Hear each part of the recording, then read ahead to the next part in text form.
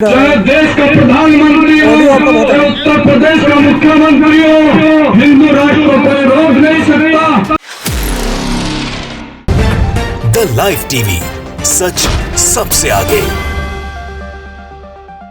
नमस्कार, the live TV देख रहे हैं आप। आपके साथ मैं हूं आदित्य कुमार। धर्म संसद के नाम पर ये पाखंडी लोग एक बार फिर से अपने बिल से निकल आए हैं और जहर उगलना शुरू कर दिए हैं।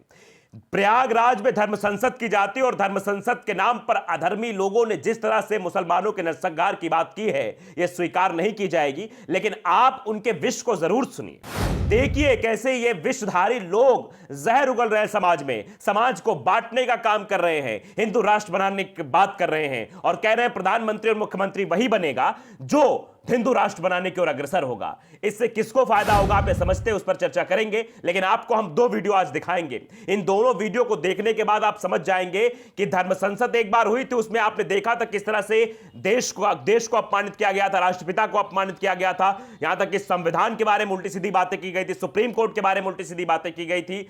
और अब एक बार फिर से यह धर्म संसद पार्ट 2 शुरू हो गया है, जिसमें फिर से मुसलमानों के बारे में उल्टी सीधी बातें की गई हैं। यहां तक कहा गया कि अल्पसंख्यकों को समाप्त कर दिया जाएगा। एक एक वीडियो हम आपको दिखाएंगे। सबसे पहले आप वीडियो देखिए जिसमें एक तलवार लिए हुए एक कह सकते हैं भगवाधारी आदमी, पाखंडी, झूठा, मक्कार, यह भी कह सकते हैं, इसमें कोई शास्त्रार्थ ज्ञान नहीं है, तलवार लेके खड़ा और कह रहा है हिंदू राष्ट्र बनना चाहिए, हिंदू राष्ट्र जो बनाएगा वही प्रधानमंत्री मुख्यमंत्री बनेगा।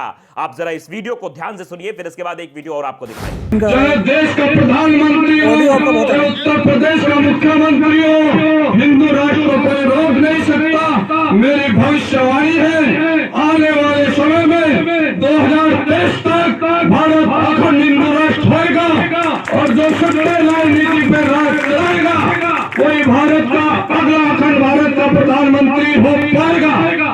जय श्री राम, जय श्री राम, जय हिंदू राष्ट्र। सुना आपने कैसे कह रहा है कि चाहे मुख्यमंत्री या प्रधानमंत्री हो, भारत को कोई हिंदू राष्ट्र बनाने से रोक नहीं सकता है। यह सीधे तौर पर एक धमकी दी जा रही है, इस देश के संविधान को धमकी है, लोकतंत्र को धमकी है। और जो अपना देश कहा जाता है कि यहां पर हिंदू मुस्लिम सिख ईसाई सब आपस में मिलकर रहते हैं, उस प्यार और सौहार्द को बिगाड़ा भी जा रहा है। एक बयान और सुनिए, मीडिया के सामने भी बाबा जी बलबलाते बहुत है और सीधे सीधे बाबा जी क्या कह रहे हैं पता है आपको, कि अल्पसंख्यक हमारे देश से समाप्त होने चाहिए। जरा इनकी भाषा देखिए, इनकी जहरीली मानसिकता देखिए और अंदाजा लगाइए देश में क्या फैलाना चाह रहे हैं, क्या उन्माद फैलाना चाह रहे हैं। जरा ये वीडियो भी देखिए। भारत का संविधान और भारत की शासन व्यवस्था सनातन हिंदू संस्कृति के अनुरूप होनी चाहिए। हिंदू के हितों का यहाँ रक्षण होना चाहिए, हिंदू हितों का रक्षण सर्वोपरि होना चाहिए। इस देश के अंदर अल्पसंख्यक के नाम से जो एक राजनीति होती है, अल्पसंख्यक यहाँ से समाप्त होना चाहिए। तो देखा आपने, धर्म संसद एक बार फिर से शुरू हो गई है। फिर से ये आतंक का पर्याय बनाना चाह रहे हैं, आपस में लड़ाना चाह रहे हैं हिंदू और मुसलमान को। और इससे किसको प्रॉफिट होगा आप ये सब जानते हैं। ये सीधे तौर पर क्या कर रहा है, धर्म संसद का मकसद क्या है। एक ट्वीट हमें मिला, उस ट्वीट के जरिए हम आपको समझाने की कोशिश करते हैं। कलीम सैयद जिन्होंने ट्वीट किया है, जिन्होंने लिखा है सीधे सीधे कि धर्म संसद क्यों होती है। धर्म संसद लगाकर मुसलमानों की हत्या के मंसूबे बनाते हैं, पहली लाइन। दूसरी लाइन है कि हिंदुओं को हिंसा के लिए उकसाते हैं। आप समझिए किस तरह से हिंसात्मक कार्रवाई करने के लिए ये लोग उकसाते रहते हैं। आप हरिद्वार में आपने धर्म संसद देखी किस तरह की हुई थी, उसके बाद छत्तीसगढ़ में आपने धर्म संसद देखी थी, वहां पर किस तरह से महात्मा गांधी को अपमानित किया था। जगह जगह धर्म संसद के नाम पर ये अनाचार, अनैतिक व्यवहार फैलाने की कोशिश करते हैं। अब देखिए, मदरसों पर बैन लगाने की मांग करते हैं, देश को हिंदू राष्ट्र बनाने की मांग करते हैं, महात्मा गांधी को गाली देते हैं, नाथुराम गोडसे का महिमा मंडन करते हैं, एटसेट्रा। ये धर्म नहीं गुंडई है, सीधे सीधे शख्स ने लिखा है। क्यों लिखा है ऐसा? क्योंकि ये गुंडई करने ही आते हैं, ये गुंडागर्दी का एक नजारा है। चुनाव के पहले धर्म संसद लगना यह दर्शाता है कि किसी एक पार्टी को फायदा पहुंचाने के लिए यह सब किया जा रहा है।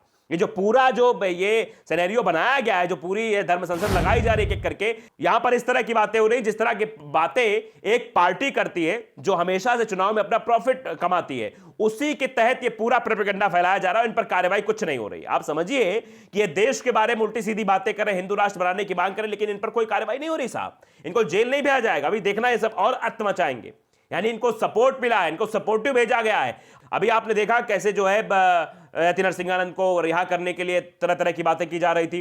वसीम रिजवी को रिहा करने के लिए बातें की जा रही थी, उल्टी सीधी बातें की जा रही थी। ये सब चीजें हो रही हैं, लगातार हो रही हैं। ये जो धर्म के गुंडे हैं, ये भगवाधारी गुंडे जो हैं, भगवाधारी मानसिकता वाले तुच्छ गुंडे जो हैं, ये इस तरह गुंडे हमेशा करते रहते हैं। देखिए एक और ये शायर हैं, इन्होंने भी भाजपा की पहचान पर एक वो लिखा है, ट्वीट लिखा है, मैं पढ़ना चाहूंगा, बताना चाहूंगा आपको, जानना जरूरी है। धर्म संसद में नरसंहार का उपदेश, गुजरात दंगा, अल्पसंख्यकों की लिंचिंग और उनके धर्मस्थल को तोड़ना, प्रज्ञा जैसे आतंकवादी के आरोपियों को टिकट देना, नफरत की राजनीति करना, राष्ट्रपिता एक अपमान करने वालों पे कोई कार्रवाई न करना, जो राष्ट्रपिता का अपमान करता है उस पर कोई कार्रवाई न करना, गोडसे का समर्थन करना, ये बातें लिखी हुई हैं।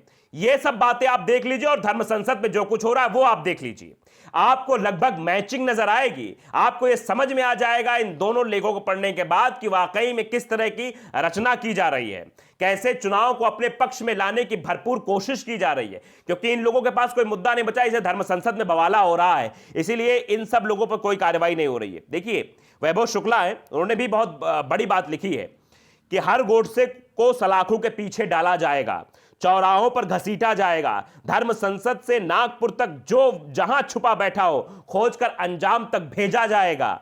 आप जितना जोर लगा सकते हो लगा लो, इस बार गांधी को मरने नहीं दिया जाएगा। ये सीधे सीधे वैभव शुक्ला ने लिखी है। वैभव शुक्ला, आप नाम सुन लीजिएगा, नाम मैं इसलिए इंगित कर रहा हूं, आप समझिए हिंदू लिखा है, क्योंकि हिंदू भी समझता है जिस तरह का अत्याचार अनाचार धर्म संसद के नाम पर फैलाने की कोशिश हो रही है, सिर्फ ये फरेब है। ये जो दिखाया जा रहा है ये रॉन्ग नंबर है साहब, रॉन्ग नंबर। आप समझ गए होंगे मेरा इशारा किस हो रहा है। ये रॉन्ग नंबर चलाया जा रहा है और रॉन्ग नंबर के तहत जनता को भड़काया जा रहा है कि जनता कैसे भी बरगला जाए, हिंदू मुसलमान हो जाए और एक पार्टी को फायदा पहुंच जाए। इसका सीधा मतलब यही है। नहीं, आप समझिए, अपने दिमाग और विवेक का इस्तेमाल करिए कि चुनाव के वक्त ही ऐसी नौटंकी क्यों हो रही है, चुनाव के वक्त ये धर्म संसद क्यों आयोजित की जा रही है। भाई, धर्म संसद के नाम पर हिंदू राष्ट्र बनाने की बात क्यों की जा रही है, क्यों वहां पर अल्पसंख्यकों को समाप्त करने की बातें की जा रही है। क्या अल्पसंख्यक इस देश के नहीं है? क्या प्रधानमंत्री इन पर कोई कार्रवाई नहीं करेंगे? क्या प्रधानमंत्री का यह दायित्व तो नहीं बनता है कि अल्पसंख्यकों के हितों की रक्षा के लिए वो सामने आए? लेकिन यह सवाल बहुत अहम है जिस पर प्रधानमंत्री भी चुप हो जाते हैं, मुख्यमंत्री साहब भी चुप हो जाते हैं और धर्म संसद में लगातार ये गुंडे अपने मंसूबों को कामयाब करते रहते हैं, उल्टी सीधी बातें बोलते रहते हैं। तो आपको और हमको इन सब चीजों को समझना होगा, इन जहरीले नागों को समझना होगा जो लगातार देश में विष फैलाने का काम कर रहे हैं, जो निकल आए फिर एक बार मुसलमानों के नरसंहार की बात करने के लिए, देश के संविधान के बारे में उल्टी सीधी बातें करने के लिए, देश के लोकतंत्र के बारे में बातें करने के लिए, सुप्रीम कोर्ट के बारे में उल्टी सीधी बातें करने के लिए, राष्ट्रपिता के बारे में उल्टी सीधी बातें करने के लिए। ऐसे लोगों को जेल में रहना चाहिए। ये जो है मानसिक जो इनकी प्रवृत्ति वो खराब है। स्क्रू ढीला, हमारे यहाँ कहते हैं जिनका स्क्रू ढीला होता है उनका स्क्रू टाइट करना पड़ता है, तो इनको टाइट करने की जरूरत है। अगर ये टाइट नहीं किए जाएंगे तो इस तरह का अनैतिक व्यवहार, अनाचार फैलाते रहेंगे इस देश में और इस तरह से धर्म संसद करते रहेंगे। धर्म संसद के नाम पर देश को बांटने की कोशिश की जाती रहेगी। और फिर शुरू हुआ है धर्म संसद पार्ट 2। अब समझिए इसको, एक पार्ट 1 तो समाप्त हो गया, पहले कालीचरण गिरफ्तार हुआ, फिर उसके बाद वो रिजवी गिरफ्तार हुए जो त्यागी जी बन गए हैं, उसके बाद गिरफ्तारी होती है साहब की इनकी नरसिंहानंद सरस्वती की, ये गिरफ्तार हो जाते हैं तो धर्म संसद वहीं दब जाती है। उसके बाद ये पार्ट 2 शुरू किया गया है। इस पार्ट 2 में फिर से जो है बवाल मचाने की कोशिश की गई इस देश में कि फिर से एक बवाला खड़ा किया जाए और फिर से जो है हिंदू हिंदू का राग अलापा जाए ताकि चुनाव जो है प्रभावित हो जाए।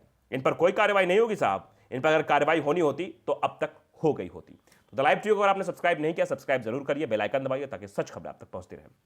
नमस्कार। द लाइव टीवी, सच सबसे आगे।